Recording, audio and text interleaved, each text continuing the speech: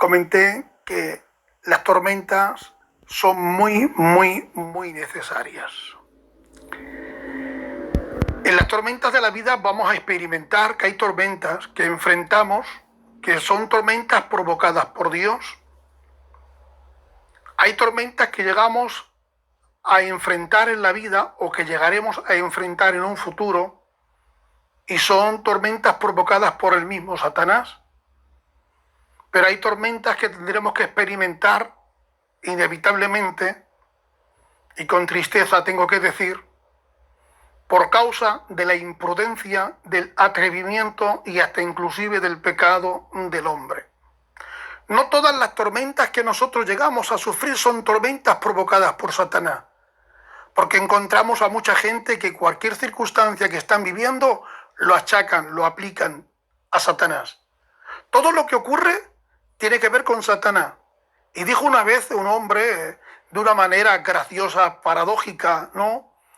Que una vez Satanás estaba muy triste, angustiado y llorando y se fue al cielo y le dijo: quiero tener una entrevista contigo, Señor. El Señor le dijo: tú no puedes. Dice: sí, tengo un problema muy grande. Y dice que bueno, pues el Señor, ante la insistencia de Satanás, tuvo la entrevista y le dijo: dime, ¿qué quieres? Dice: mira la tierra de vez en cuando y contempla a tus hijos. Y ríñelos o castígalos tú o dile algo, porque es que resulta que todo lo que le acontece a ellos me echa a mí la culpa. Y yo no soy culpable de todo lo que acontece. Hazles entender que muchas veces ellos están pagando las consecuencias de sus propios problemas, de su propio pecado, y yo no tengo nada que ver. Otras veces ellos están pasando por una tormenta que yo no he querido intervenir, aunque sí que me hubiese gustado, pero tú me lo prohibiste porque eras tú el que te levantaste en la tormenta. Eras tú como creador tratando con la creación, eras tú como padre tratando con su hijo. Aunque yo quise intervenir, tú me lo prohibiste y era una tormenta tuya. Así que por favor, dile a tus hijos y a los que van al culto que por favor no me echen a mí la culpa, que yo no soy tan malo como ellos creen. ¿Os dais cuenta? Bueno, hay tormentas que es verdad que son provocadas por Dios, como en el caso de Jonás, como hemos visto. Pero mira, resulta que les voy a narrar un poquito, no me voy a limitar al libro, les voy a contar así más o menos, pues, de memoria, cuando Jesús se entera, pues, de la triste y amarga noticia de que a Juan Bautista, pues, lo habían decapitado, había muerto, su gran amigo y pariente, pues, había fallecido de esa manera tan cruel. Jesús, siendo hombre, estaba entristecido, estaba, pues, preocupado por el sistema político que estaba reinando y sobre todo el religioso, como el Sanedrín, como la élite religiosa pues vivía inmoralmente, y que Juan Bautista pues estaba denunciando el pecado y sin embargo los fariseos, los saduceos, los rabinos no hacían nada. El pueblo estaba sumergido pues en lo inmoral y en el pecado. Bueno, así que Jesús quiere estar a sola y empieza pues a caminar a sola. Pero la de la aldea, la gente de la aldea, los ciudadanos se enteran que Cristo camina por un lugar desértico y no tarda mucho en ir en masa a la multitud. La multitud se aglomera tanto porque querían caminar con Cristo, porque sabían que de Jesús podía sacar provecho, un milagro, un beneficio, el pan, la multiplicación que hizo anteriormente. Y los discípulos que caminan juntamente con Jesús le dicen: Señor, ¿quiere que lo despida? Despídelo. Dice: no, porque Cristo al contemplarlo tuvo compasión de ellos. Tuvo compasión de ellos. En el momento que el Señor Jesús quería estar a sola, la gente se aglomeró y Cristo tuvo que dejar a un lado, a aparcar, desprenderse de sus preocupaciones por atender la necesidad del prójimo. A veces nosotros nos enfrascamos tanto en nuestros problemas, hermanos queridos, que nos despreocupamos de la necesidad que hay en la casa, en la familia, en un matrimonio, o de ayudar al prójimo en su necesidad. Y él entendió lo que él mismo estaba enseñando por generaciones, y aprender lo que significa misericordia quiero y no sacrificio. Así que él empleó la misericordia con ellos y estuvo. Pero hay un detalle aquí muy bueno, muy interesante, que él coge a la multitud, una vez de poder atenderla, una vez de poder suplir su necesidad, dice la Escritura que Jesús despidió a la multitud. Una vez que la multitud había sido despedida cordialmente por Cristo, le dice a los discípulos a continuación: vosotros entrad en la barca y remar y esperarme en la otra ribera del río, a la otra orilla. Los discípulos entraron en obediencia en la barca. Los discípulos entraron por un mandamiento dado por el mismo Señor. Qué bueno es, hermanos queridos, caminar en la obediencia. Qué bonito, hermanos queridos, y qué satisfacción no podríamos sentir cuando oímos verdaderamente la voz de Dios que nos dice: haz esto o no hagas aquello. Y no podemos poner en duda que lo que estamos realizando es en base al mandamiento del Señor. Ahora ellos entran, pero Jesús no entra. Jesús se marcha al monte para orar. Y mientras ellos reman en obediencia para cumplir con el cometido, para cumplir con la voluntad del Señor, a diferencia de Jonás, de que Jonás no estaba remando, pero estaba en un barco que lo llevaba a una dirección opuesta. Es que muchas veces Satanás te va a ofrecer un camino donde tú apenas tienes nada que hacer, ya te lo ofrece todo Satanás en bandeja. Pero todo lo que estás recibiendo, hermanos queridos, son consecuencias de estar en la desobediencia de Dios.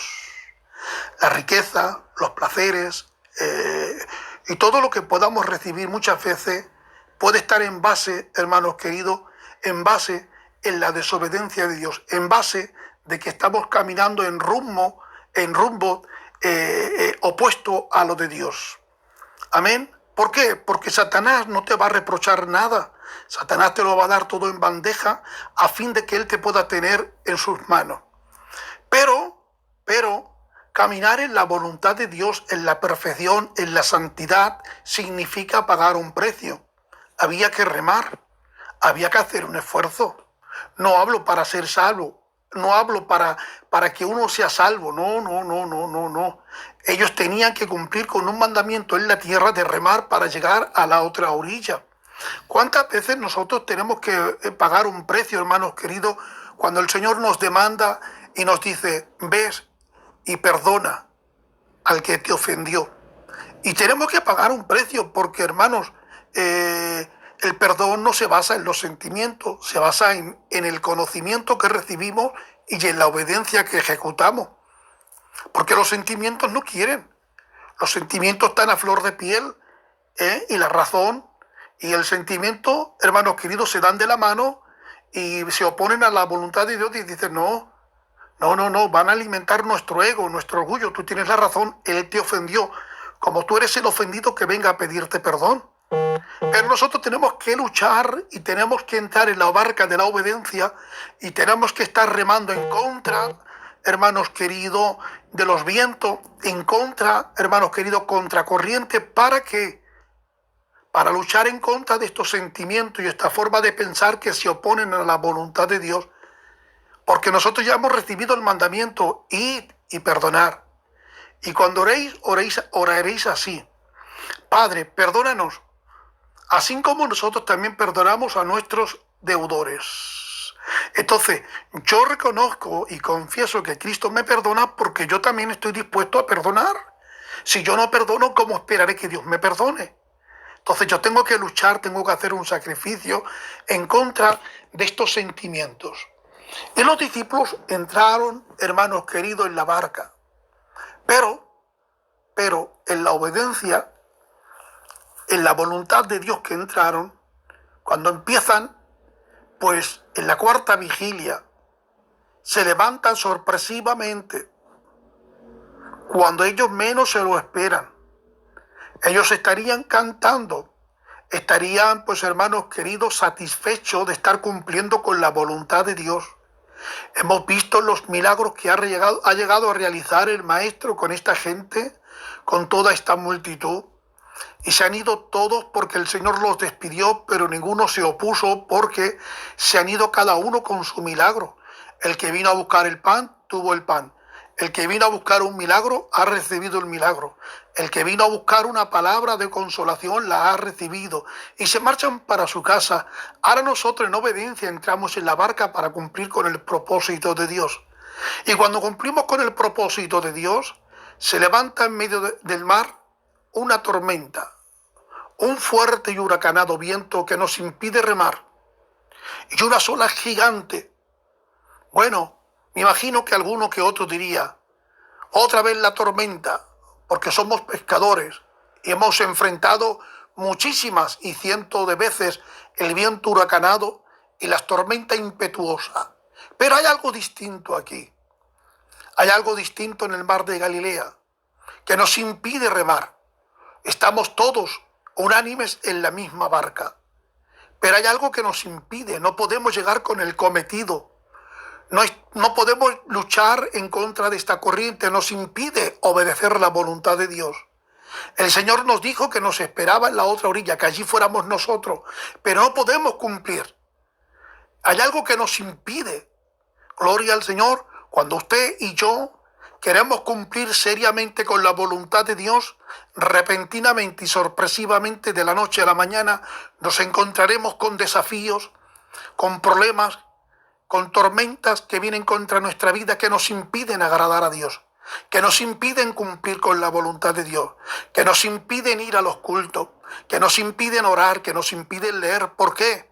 Porque Satanás, aunque no es omnipresente, tiene sus secuaces, sus súbditos, que están constantemente, hermanos queridos, analizando nuestra vida. Todo lo que hacemos, todo lo que decimos, todo lo que oímos. Han visto claramente cómo Jesús le dijo entrar en la barca y remar hasta la otra orilla.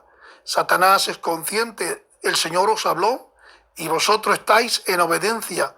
Yo voy a intervenir, no es por nada, es que intervengo para romper la voluntad de Dios en vosotros, para impedir la voluntad de Dios en vosotros, a fin de que vosotros os sintáis truncados, fracasados, hundidos, desmoralizados, y así de esta manera podréis reprocharle algo al Maestro que os dijo que entrarais en la barca, pero él no entró.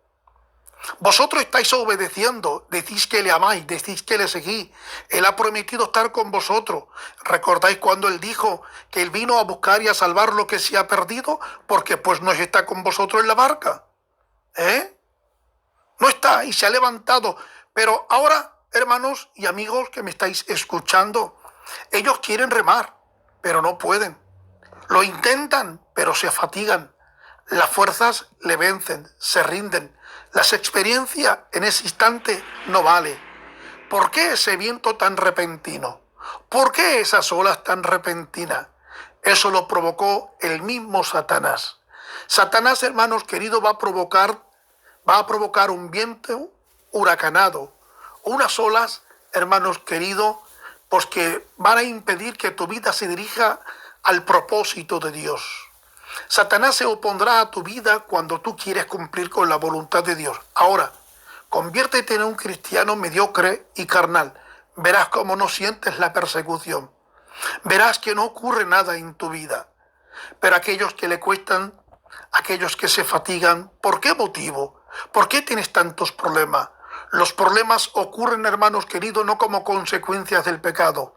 Los problemas surgen como consecuencia de querer tener una vida santa. Por eso podemos entender a David. David ha sido ungido como el futuro rey. Y ahora viene la persecución.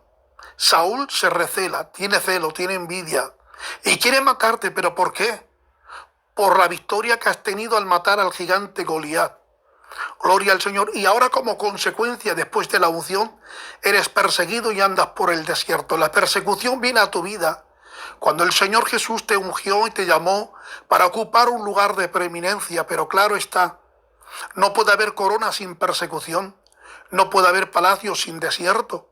Por eso los discípulos tenían que ser preparados antes de llegar a la otra orilla y encontrarse con una sorpresa, con una gran bendición. Tenía que enfrentar la oposición. Tenía que enfrentar la oposición, grandes olas y vientos huracanados. Eso era, hermanos queridos, las consecuencias por querer obedecer a Dios. El obedecer a Dios, hermanos, no es fácil. No es todo de color de rosa. No, amigo, que nadie te engañe. Es difícil, pero no imposible. Porque contamos con la seguridad de que Dios está con nosotros. Pero ¿dónde está Dios? Si no está en la barca. Ahora imaginaros por un momento, la Biblia no lo dice, pero imaginar por un momento que ahora, por ejemplo, allí están todos. El que más destaca por impetuoso y por atrevido es Pedro. Uno se agarra en el mástil, uno en la popa, otro en la proa, hermanos queridos, en todo el barco se están agarrando como pueden, porque pueden pensar, de esta no salimos, Pedro, de esta no salimos, Natanael. Ahora, por aquel tiempo existía una legendaria leyenda de que surgían por aquel tiempo un fantasma o surgían monstruos marinos que yacían, hermanos queridos, en las profundidades de ese mar, que venían para atormentar a los pobres marineros. Ellos eran conscientes, hermanos queridos, en todo esto seguramente que estarían pensando, ¿será alguno de esos monstruos marinos? ¿Será alguno de estos fantasmas? Lo que ellos ignoraban que era todo provocado por el mismo Satanás. Ellos podrían haber dicho, vamos a agarrarnos, porque no podemos remar. No podemos cumplir con la voluntad del Señor. Vamos al menos, por lo menos, a intentar mantener a flote la barca para que no vuelque y nosotros caigamos. Alguno pueda morir y otros quedar náufragos, hermanos queridos, perdidos. Vamos a intentar. Cuando menos se lo espera. ¿Dónde está Jesús? Pero Jesús, ¿dónde está? Jesús estaba en el monte, en lo alto, supervisando, porque mientras él oraba estaba dándose cuenta de lo que estaba pasando abajo. Gloria al Señor. Hay a veces, hermanos queridos, que en nuestra vida, en nuestra trayectoria, cuando sufrimos tormentas, peligros, escasez, enfermedades, y nos preguntamos, ¿dónde está el Señor? No te preocupes, Él está en lo alto, contemplándolo todo. Sus ojos están puestos sobre ti, manada pequeña, no temer, porque a mi Padre le ha placido daros el reino de los cielos. Pues yo he prometido estar con vosotros todos los días hasta el fin del mundo, pues no soy hombre, ni hijo de hombre para que mienta o que me arrepienta, lo he prometido y estoy con vosotros, aunque no me veáis. ¿O ya no recordáis, discípulos, cuando Jesús estaba en otra ocasión con vosotros en la barca y estabais sufriendo algo muy similar? Cristo estaba durmiendo, pero tuvisteis el atrevimiento de despertarle para que Él trajera paz. Ahora Cristo no está. Por segunda vez, lo mismo, pero Cristo no está. ¿Habéis aprendido la lección? ¿Deberéis de confiar en Dios ahora que no lo vea? Hay tormentas que sufrimos, hay peligro y a veces, hermanos queridos, Dios está con nosotros y lo podemos ver ahí. Pero hay tormentas que a veces nos preguntamos, ¿y dónde está Dios? Tenemos que confiar, porque hay a veces que no lo vemos, pero Él está en lo alto contemplándolo todo. Ellos no solo esperan y repentinamente ven una silueta, hermanos queridos, caminar por encima de las aguas. A lo que Pedro y los demás lo ven, se asustan y dan credibilidad a la legendaria leyenda. Los fantasmas vuelven a surgir. Vienen a por nosotros y Pedro se asusta y todo, y empiezan a gritar, ¡un fantasma! ¿Pero cómo es posible esto? Se comportan, hermanos queridos, como niños, creyendo en leyendas de viejas, porque el temor te hace decir cosas ilógicas. Cuando a veces te sientes, hermanos queridos, tan abrumado, tan depresivo, a veces tu vocabulario es balbuceante, a veces tu vocabulario no es nítido, a veces cuando hablas dices palabras ofensivas, ridículas y sin sensatez. ¿Por qué? Por causa del temor. El temor te hace comportarte como un niño, hermanos queridos. Pero cuando lo ve, dice un fantasma. Cristo, que no era un fantasma, aunque pareciera para ello. ¿Por qué estás viéndolo como un fantasma? Porque el temor les robó la visión. Y hay a veces, hermanos queridos, que nosotros estamos tan enfrascados, tan preocupados en fijarnos en el problema que estamos viviendo, que nos llenamos del temor, y el temor nos impide ver con claridad que Cristo tiene la solución, que Cristo camina hacia nuestras vidas para traer solución, y no estamos viendo la solución cuando Cristo ya está a nuestro lado. Gloria al Señor. Es tanto el temor, es tanta la preocupación de querer salir de ahí, que no nos damos cuenta que Cristo está con nosotros, que Cristo está en nuestro matrimonio, en nuestros hijos, en nuestra familia. Oh, hermanos queridos, el temor nos impidió ver a Cristo, y Cristo, que lo escudriña todo, sabiendo lo que estaba ocurriendo, dice, no temáis, soy yo. Señor, ¿por qué gritas de esta manera? porque estoy viendo a mis discípulos atemorizados y me están confundiendo con lo que no soy. Satanás, mira cómo interviene sobre sus vidas, lo está amedrantando. Si yo no intervinieran, ellos mismos se suicidarían más de uno.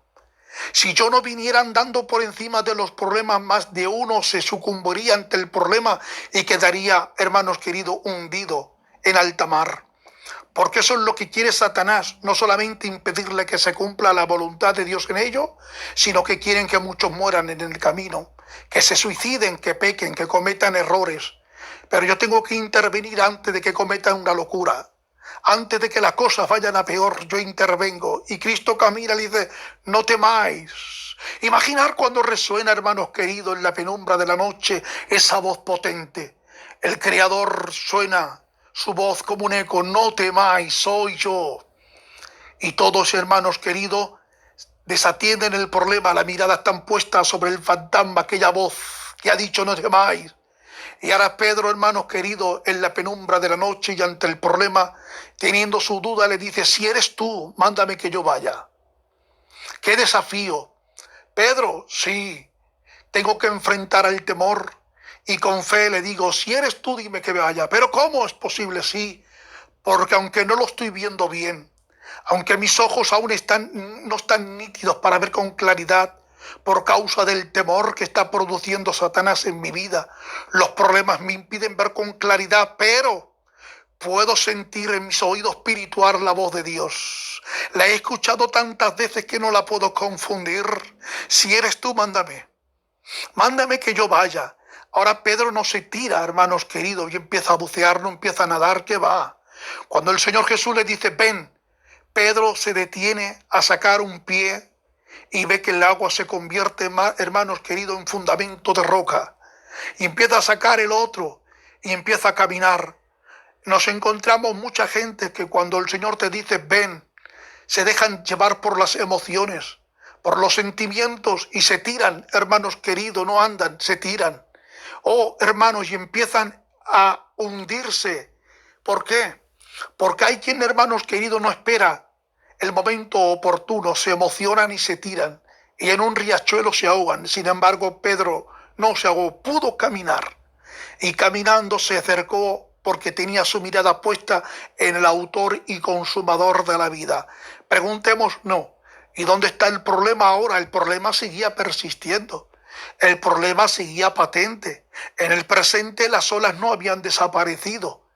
El viento tampoco, pero parece ser que para Pedro el tiempo se había parado, porque él caminaba seguro mirando a Jesús. Cuando nosotros, semejante a Pedro, nos enfocamos más en el autor y consumador de la vida, parece ser que el tiempo se para. No nos percatamos tanto de los problemas, no nos preocupamos en qué de vestir, en qué de comer o qué será del mañana. Vivimos el presente con una paz placentera porque Cristo es patente en nuestra casa y caminamos, oh hermanos queridos, pero en un momento hubo una tragedia, un descuido humano. Pedro se miró nuevamente, se fijó en el problema, en la brisa que sonaba y resonaba sobre su cuerpo. Era el fuerte viento y las olas eran patentes como gigantes fantasmas que venían para atormentarlo. Y él, fijándose, cayó otra vez en la desesperación. Pero oh, qué bueno, cuando él creyó que iba a morir, él pidió socorro, Señor, que perezco. Y el Señor, hermanos queridos, hizo el gesto de extender una mano y lo levanta. Cuando lo levanta y lo posiciona otra vez de pie, le dice, hombre de poca fe. Hombre de poca fe. Pero hombre, Señor, ¿cómo le reprocha así? Hombre de poca fe, le reprocho en el secreto. No se lo digo cuando estoy en la barca, se lo digo en el secreto, estando conmigo.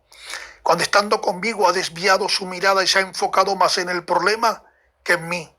Si yo no estuviera, no le diría nada, porque el problema persiste, pero estando yo, no he prometido yo estar con vosotros cualquiera que sea vuestra situación. Por las tormentas, por los problemas, por la cárcel, por las enfermedades, yo estoy con vosotros. No dudéis, porque me estáis viendo. Estáis viendo, yo no he desaparecido, soy patente en vuestra vida. Por lo tanto, no prestes tanta atención al problema y fíjate en mí. Ahora resulta que ellos caminan nuevamente hasta la barca. Una vez que entra en la barca, Jesús le dice: mar, detente, cesar los vientos.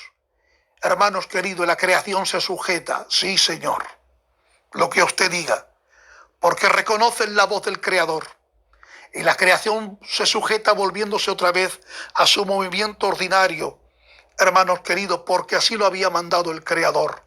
Y vuelven a remar, gloria al Señor, y vuelven a la orilla. Así que, hermanos queridos, hay tormentas que las provoca Satanás, pero el peor enemigo para la fe se llama temor. Cuando Satanás consigue infundir el temor, te roba la visión y te impiden, te paraliza remar, te impiden caminar. Ahora quiero terminar con esta frase. Cuando Pedro oyó la voz del Señor: ven hacia mí, Pedro salió de la barca. Es verdad que Pedro cayó nuevamente, es cierto, pero Pedro fue el único que marcó la diferencia. La barca puede representar la iglesia, aleluya, donde estamos todos juntos, la misma alabanza, los mismos coros, las mismas predicación, el mismo sistema, y nadie hace nada distinto, nadie marca la diferencia, todos somos los mismos, el mismo patrón. Pero, hermanos queridos, pero Pedro marcó la diferencia, salió de la barca y caminó por encima de lo imposible. Si usted quiere caminar por encima de sus problemas, tienes que salir de la barca de la comodidad. Si usted quiere caminar por encima de lo imposible, tienes que salir de la barca, hermanos queridos, de la mediocridad, de la rutina, de la religión, y caminarás por encima de lo imposible. Que camines por lo imposible no te garantiza que quedes ileso. Tarde o temprano caerás. Y caerás y creerás que vas a morir. Y verás que la gente posiblemente se ría de ti en la barca, pero no te preocupes. Apostaste por Dios y aunque te caíste, Dios no te dejará. Que perezcas, extenderá la mano y te levantará y te dirá: aunque eres un hombre de poca fe, pero saliste de la barca, te atreviste a apostar conmigo, te posiciono a través de pie y caminas nuevamente hasta llegar a la barca. Gloria al Señor. Por lo tanto, hermanos queridos, no todas las tormentas son provocadas por Dios. Hay tormentas como las que enfrentaron los discípulos, que fueron tormentas provocadas por Satanás para impedir que cumplas con la voluntad de Dios.